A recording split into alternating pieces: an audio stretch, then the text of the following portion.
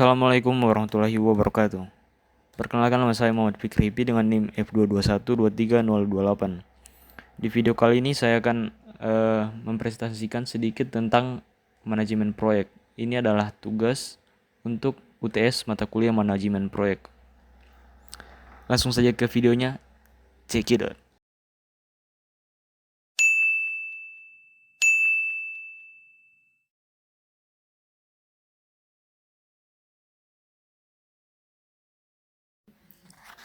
Untuk soal yang pertama, yaitu apa definisi manajemen proyek dan pentingnya manajemen proyek untuk mencapai tujuan yang efektif. Nah, kita akan bahas dari definisi dari manajemen proyek. Manajemen proyek menurut Rianarto Sarno adalah suatu proses merencanakan, mengorganisasikan, mengarahkan dan mengontrol sumber daya perusahaan dengan sasaran jangka pendek untuk mencapai goal dan objektif yang spesifik.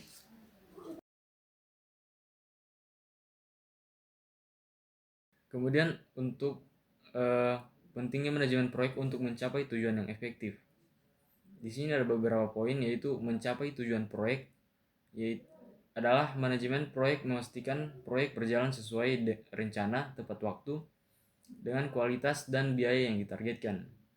Selanjutnya, efisiensi sumber daya, membantu organisasi menggunakan sumber daya manusia dan dana dan peralatan secara optimal.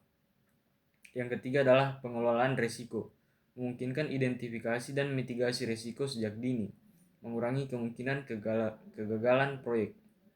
Yang keempat adalah koordinasi yang lebih baik, menyediakan struktur kerja yang jelas, memperjelas peran setiap anggota tim proyek, dan yang terakhir adalah meningkatkan kepuasan stakeholder. Dengan manajemen proyek yang efektif, hasil akhir lebih sesuai dengan ekspektasi stakeholder, meningkatkan reputasi organisasi. Lanjut untuk pertanyaan yang nomor 2. Pertanyaan nomor 2 adalah 5 tahapan utama dalam siklus hidup proyek. Di sini ada beberapa tahapannya berdasarkan jurnal UAYJ Manajemen Proyek Konstruksi. Yang pertama adalah tahap konseptual. Di tahap konseptual ini adalah beberapa poin yang penting, yaitu mengembangkan ide proyek, melakukan studi kelayakan proyek, menyusun usulan proyek, menentukan kebutuhan, tujuan, dan ruang lingkup proyek. Kemudian yang kedua adalah tahap perencanaan. Di tahap perencanaan, poin-poin penting yaitu membuat perencanaan detail mencakup waktu, biaya, mutu, dan sumber daya. Selanjutnya menyusun jadwal pelaksanaan, dan yang terakhir menyiapkan rencana pengelolaan risiko dan strategi pengendalian. Untuk yang ketiga adalah tahap perancangan. Jadi setelah tahap konsep, kemudian tahap perencanaan, yang ketiga adalah perancangan. Di tahap perancangan ini adalah poin-poin yang utama, yaitu menyiapkan gambar teknis dengan spesifikasi proyek. Yang kedua, melakukan review terhadap desain untuk memastikan kesesuaian dengan kebutuhan pengguna. Dan yang terakhir adalah menyusun dokumen lelang jika diperlukan. Nah, untuk tahapan keempat itu adalah tahap pelaksanaan dan konstruksi atau eksekusi dari proyek tersebut. Nah, di sini ada beberapa poin penting, yaitu mengawasi pelaksanaan proyek di lapangan, melakukan koordinasi dengan semua pihak terkait, mengendalikan mutu, waktu, dan biaya selama pelaksanaan proyek. Dan yang terakhir adalah tahap penyelesaian dan serah terima atau penyelesaian proyek.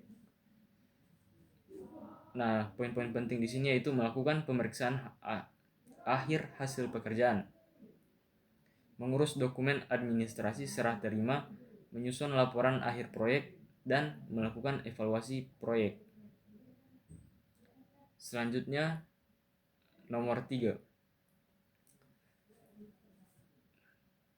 Di nomor 3 soalnya yaitu bagaimana manajer proyek mengidentifikasi dan mengelola risiko.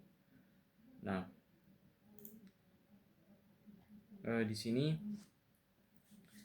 yang pertama, bagaimana manajer proyek mengidentifikasi risiko. Nah, manajer proyek perlu mendeteksi semua potensi masalah yang dapat mengganggu kelancaran proyek. Resiko dapat diidentifikasi melalui studi kelayakan, pengalaman proyek-proyek sebelumnya, konsultasi dengan tim teknis dan stakeholder, dan yang terakhir analisis lingkungan proyek, baik itu lokasi, cuaca, sosial, hukum, dan lain sebagainya. Yang kedua adalah penilaian resiko. Nah, setelah resiko diidentifikasi, manajer proyek harus menilai kemungkinan terjadinya atau probabilitas. Nah, selanjutnya menilai dampak terhadap proyek seperti biaya, mutu, dan waktu. Dan yang terakhir, resiko dinilai untuk diprioritaskan berdasarkan besar kecilnya ancaman terhadap proyek. Kemudian yang ketiga, strategi pengelolaan resiko manajer proyek. Strategi pengelolaan resiko.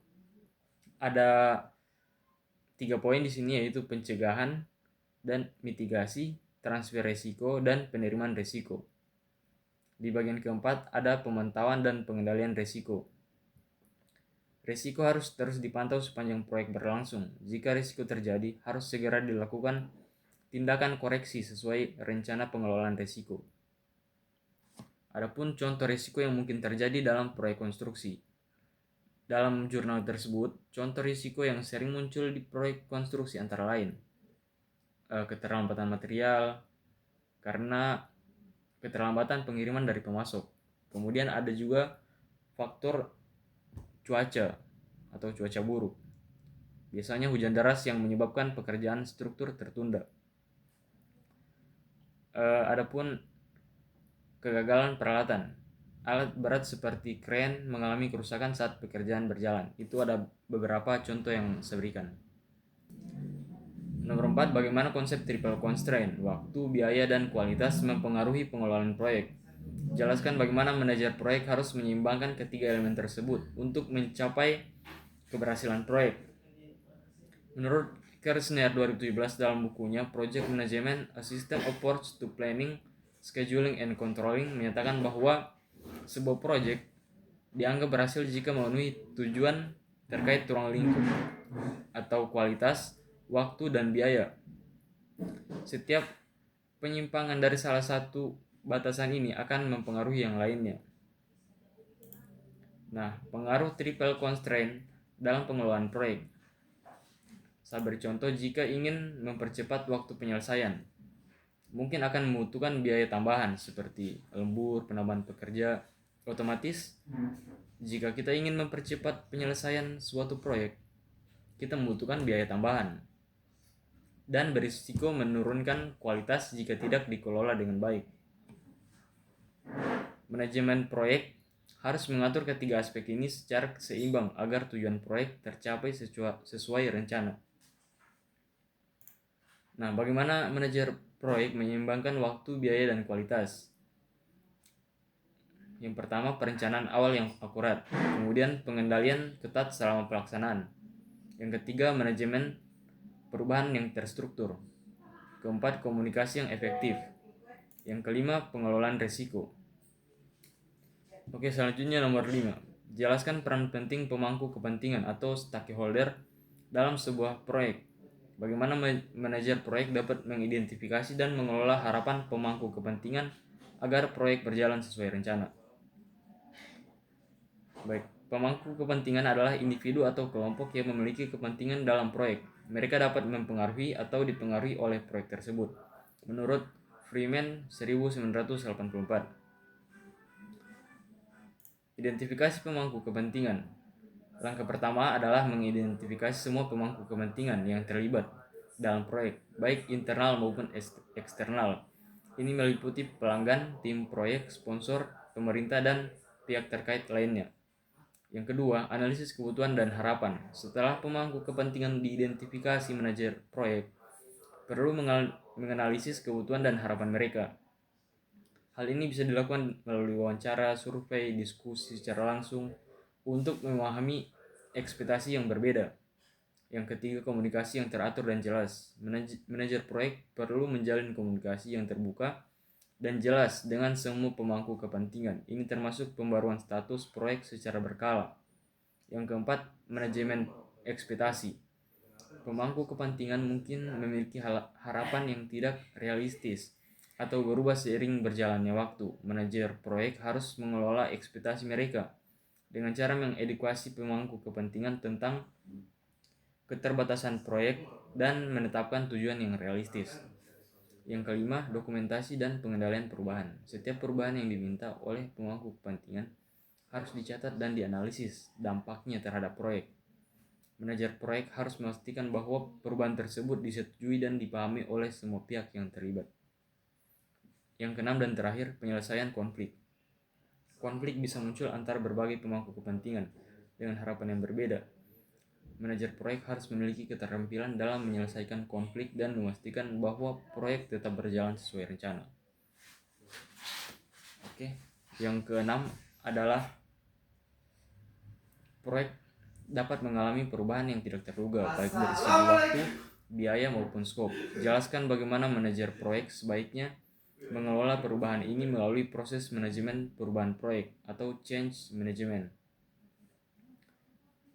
Manajer proyek harus memiliki prosedur formal untuk mengajukan dan mengevaluasi perubahan. Hal ini termasuk penggunaan formulir permintaan perubahan dan mendiskusikan dampak dari perubahan tersebut dengan semua pemangku kepentingan, menurut Kersner 2017. Adapun langkah pengelolaan perubahan yaitu dokumentasi yang jelas dan rinci mengenai permintaan perubahan. Yang kedua, penilaian dampak terhadap waktu, biaya, dan kualitas sebelum persetujuan. Dan yang terakhir, komunikasi perubahan yang disetujui ke seluruh tim. Nah, yang ketujuh, apa yang dimaksud dengan work breakdown structure atau WBS dalam manajemen proyek? Jelaskan bagaimana WBS dapat membantu dalam perencanaan dan pengelolaan proyek. WBS atau work breakdown structure adalah metode pembuatan struktur atau bagan pengerjaan proyek secara hierarkis dan detail pengerjaan dalam subtugas. WBS menguraikan proyek menjadi komponen yang lebih kecil yang disebut work package, memudahkan pengelolaan dan pemantauan proyek. Nah, bagaimana WBS ini bisa membantu dalam perencanaan dan pengelolaan proyek? Yang pertama, mempermudah penyampaian proyek. Yang kedua, relevansi dengan tim pengerja. Yang ketiga, klarifikasi pekerjaan. Yang keempat, evaluasi bertahap. Yang kelima, visualisasi proyek. Dan yang keenam, efisiensi alokasi sumber daya. Terakhir, manajer proyek harus memiliki keterampilan komunikasi yang baik. Jelaskan mengapa komunikasi yang efektif sangat penting dalam proyek dan berikan contoh bagaimana komunikasi yang buruk dapat berdampak pada keberhasilan proyek. Nah, mengapa manajer proyek harus memiliki keterampilan komunikasi yang baik? Karena komunikasi yang baik dapat menimbulkan efektivitas, memastikan bahwa semua pemangku kepentingan terinformasi tentang tujuan, kemajuan, dan masalah proyek. Menurut Schwable 2015. Adapun dampak komunikasi yang buruk yaitu menimbulkan kebingungan mengenai arahan, dapat menyebabkan kesalahan dalam pekerjaan. Kemudian keterlambatan dalam pelaksanaan tugas bisa terjadi dan menghasilkan biaya tambahan dan mengurangi kepuasan pemangku kepentingan. Sumbernya yaitu Schwable 2015 dalam Information Technology Project Management. Sekian video dari saya. Lebih dan kurangnya saya mohon maaf. Wassalamualaikum warahmatullahi wabarakatuh.